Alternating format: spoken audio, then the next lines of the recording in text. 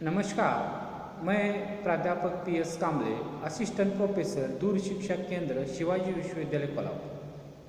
आज हम MA भाग 2 हिंदी सत्र 4 के प्रयोजन मूलक हिंदी इस पेपर के जनसंचारी हिंदी सामान्य रूप मुद्रित माध्यम इस जो इकाई है इसके सारांश और महत्वपूर्ण प्रश्न जो आने वाली परीक्षा है अक्टूबर में इसके संदर्भ में चर्चा करेंगे। जनसंचारी हिंदी का सामान्य रूप, ये जो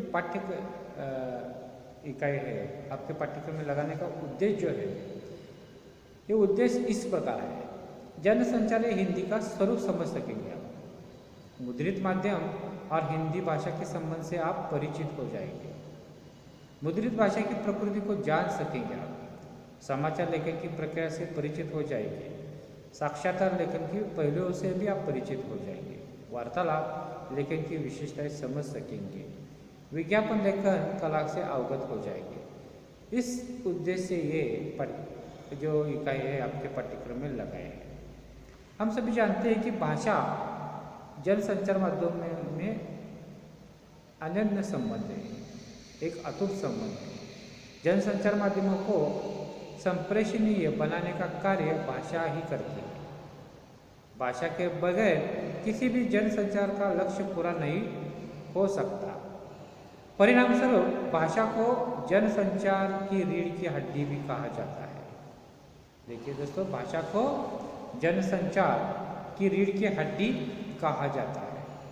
वास्तव में हर युग में जनसंचार के सभी माध्यमों के लिए किसी न किसी भाषा का उपयोग अनिवार्य रूप में दिखाई देता है।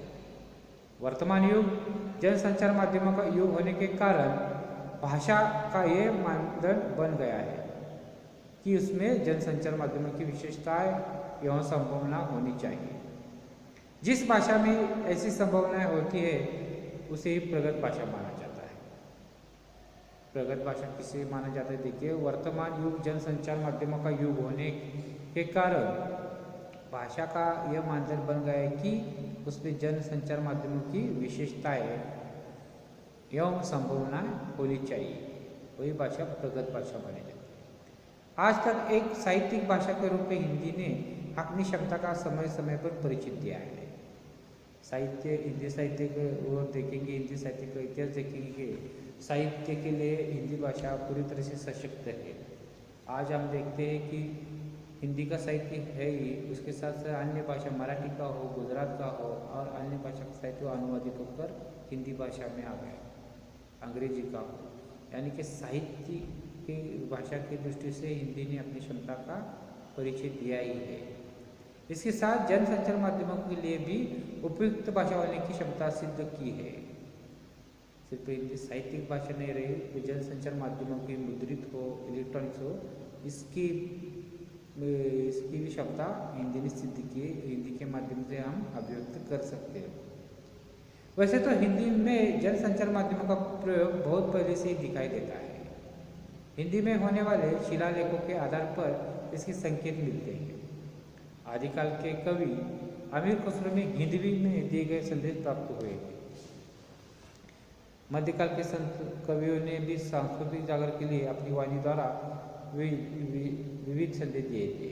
मुगल बादशाह ने भी प्रशासनिक कार्यों के लिए हिंदी भाषा की सहायता से संचार माध्यमों का प्रभावी प्रयोग किया है। आधुनिक युग में भी यूरोपीय भाषा के संपर्क में आने के बाद हिंदी में आधुनिक संचार माध्यमों का प्रयोग अधिक दिखाई देता है। इस इकाई में मुद्रित जनसंचार माध्यमों में हिंदी का प्रयोग कैसे किया जाता है, मुद्रित जनसंचार माध्यम और हिंदी का दोनों का संबंध कैसा है, इस पर चर्चा की गई है। अब हम इसके जो सारांश है, तो सारांश के बारे में चर्चा करते हैं।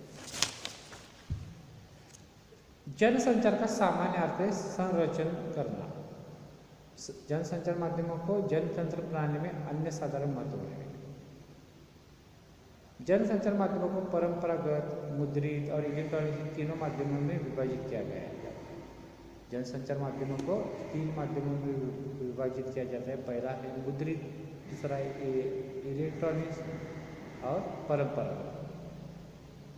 मुद्रित माध्यमों को भाषा साहित्यिक भाषा में से प्रतीक होती है। मुद्रित प्रिंट मीडिया की जो भाषा होती है साहित्यिक भाषा से अलग होती है।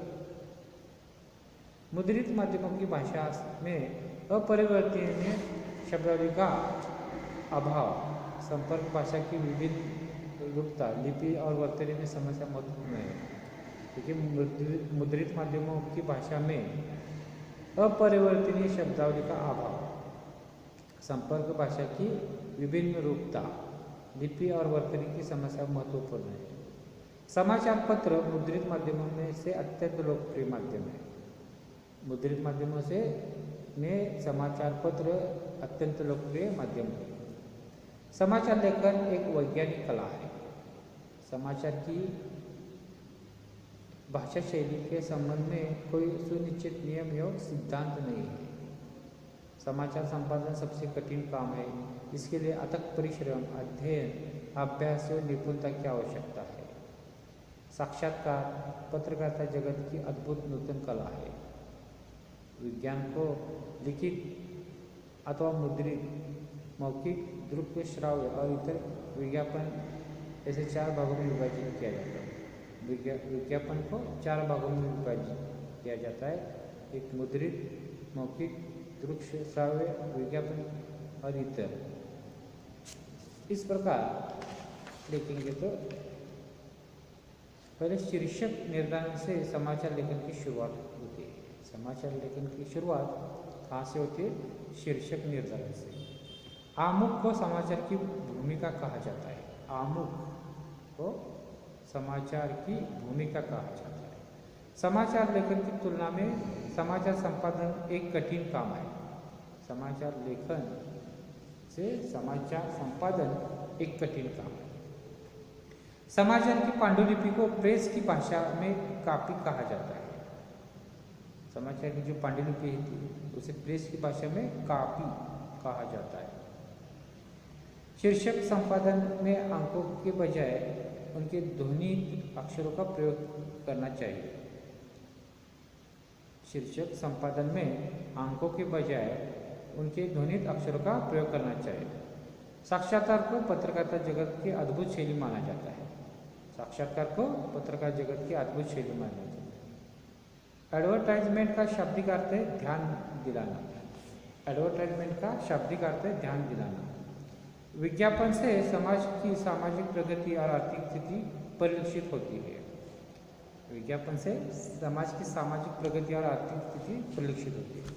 साक्षात्कार पूरा होने पर साक्षात्कार देने वाले व्यक्ति के हस्ताक्षर करा लेने चाहिए, क्योंकि वो बात से मुकर न जाए। इसलिए साक्षात्कार पूरा होने पर साक्षात्कार देने वाले व्यक्ति के हस्ताक्षर लेने चाहिए। एक या एक से अधिक पंक्तियों के शीर्षक को डेक कहा जाता है।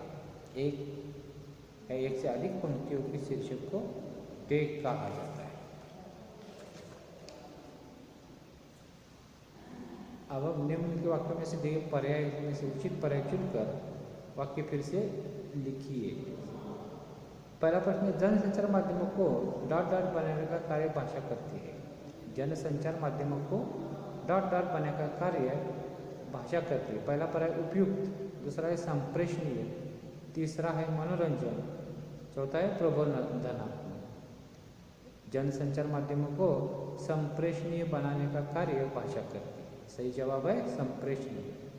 जनसंचार माध्यमों को डॉट डॉट समूहों में विभाजित किया जाता है। जनसंचार माध्यमों को डॉट डॉट समूह में विभाजित किया जाता है। पहला पर्याय 3, दूसरा है 4, तीसरा है 5, चौथा है 6। जनसंचार माध्यमों को 3 समूह में विभाजित किया जाता है।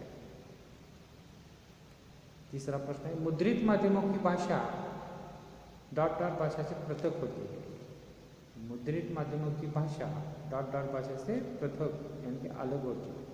पहला पर्याय प्रयोजनमूलक, दूसरा है मानक, तीसरा है साहित्यिक, चौथा है बोलचाल की। मुद्रित माध्यमों की भाषा साहित्यिक भाषा से पृथक होती है। चौथा प्रश्न है, समाचार पत्र का समावेश डॉट डॉट माध्यमों के अंतर्गत किया जाता है। समाचार पत्र का समावेश डॉट डॉट माध्यम के अंतर्गत किया जाता है। पहला पर्याय परंपरागत, दूसरा है इलेक्ट्रॉनिक, तीसरा है मुद्रित, चौथा है दृक श्राव्य। समाचार पत्र का समावेश मुद्रित माध्यमों के अंतर्गत किया जाता है। 5 नंबर का अंतिम प्रश्न है, समाचार लेखन एक डॉट डॉट है। समाचार लेखन एक डॉट डॉट है। पहला पर है कला, दूसरा है विज्ञान, तीसरा है वैज्ञानिक कला, चौथा है वैज्ञानिक माध्यम। समाचार लेखन एक वैज्ञानिक कला है। सही जवाब है वैज्ञानिक कला। इसके साथ आज के इस वीडियो में हमने सारांश और जो महत्वपूर्ण प्रश्न उत्तर है जनसंचार माध्यम यानी मुद्रित माध्यम किए हैं। धन्यवाद।